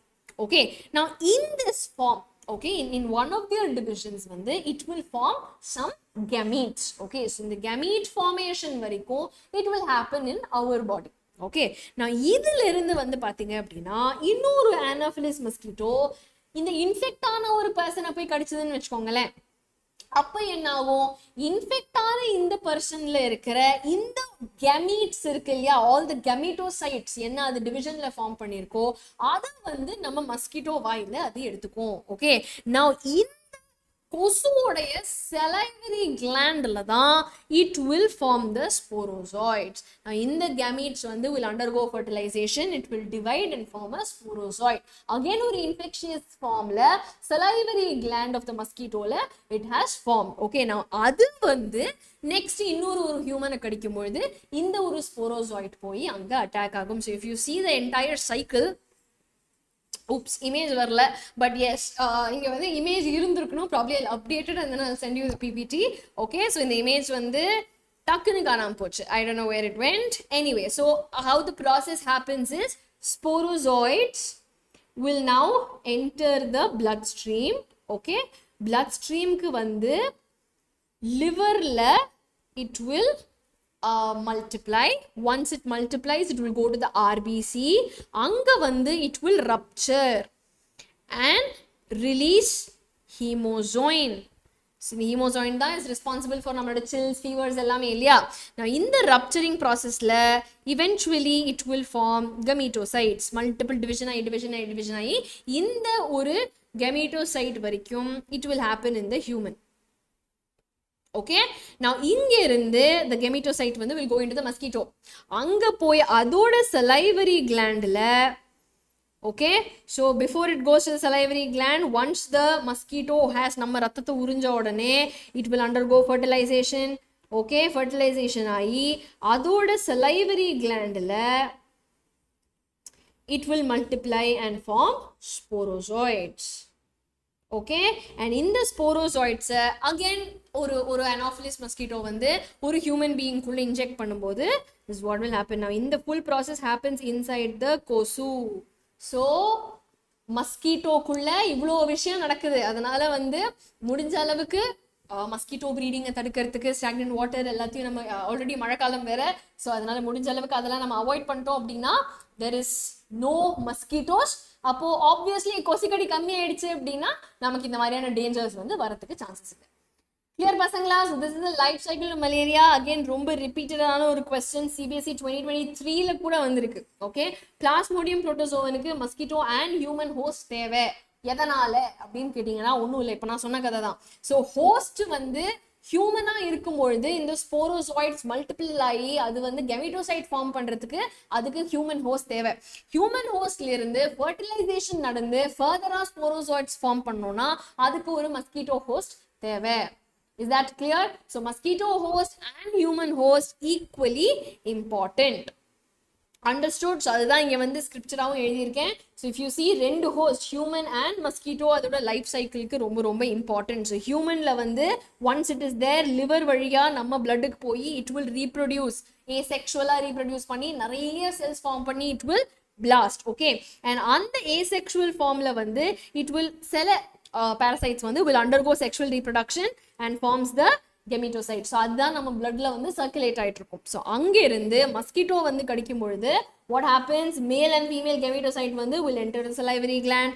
அங்க fertilization ஆகி sporozoids form பண்ணி it will again come back into the infectious form. Is that clear? So இந்த infectious formல இருக்கும் பொழுது இந்த கொசு திருப்பி நம்மள வந்து கடிச்சதுன்னா we will get the sporozoids and malaria is transmitted. Is it clear பசங்களா?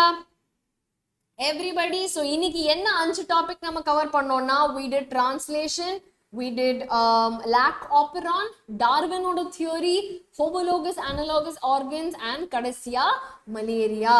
Yes, Kartika, Srinath, Bharat, absolutely throw some stars and create some energy பசங்களா. அடுத்த 5 டாபிக்ஸும் முடிஞ்சாச்சு. ஸோ இந்த 4 செஷன்ல பயாலஜில மட்டும் we have finished successfully 20 topics. Okay, so next week again இன்னொரு 10 topics வந்து நம்ம முடிக்கலாம். All right, so keep the energy up high. வேற ஏதாவது டாபிக்ஸ் மேம் இந்த டாபிக் எங்களுக்கு ரொம்ப கஷ்டமா இருக்கு, டெஃபினட்டா வந்து எங்களுக்கு இதுக்கு எக்ஸ்பிளனேஷன் வேணும் அப்படின்னு உங்களுக்கு தோணுச்சுன்னா கண்டிப்பா கமெண்ட் பண்ணுங்க. and we are all going to be there until the end of your board exam journey. Okay பசங்களா, is that clear?